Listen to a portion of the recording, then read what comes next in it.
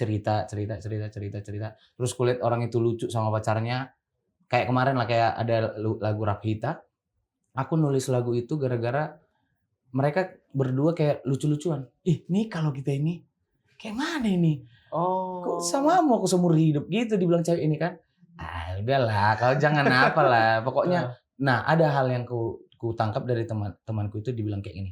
Rap Hita manaon nah cik manang sonang. Baru satu lagi dibilang dia, aku akan janji nggak bakalan janji yang kayak mana aku samamu.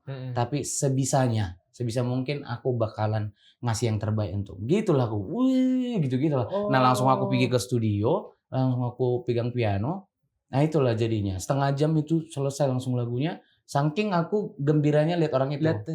Jadi itu H-3 sebelum H-3 itu. H-3 acara pernikahan mereka. Ya. Jadi aku senang aja lihat mereka. Jadi aku tulis gitu.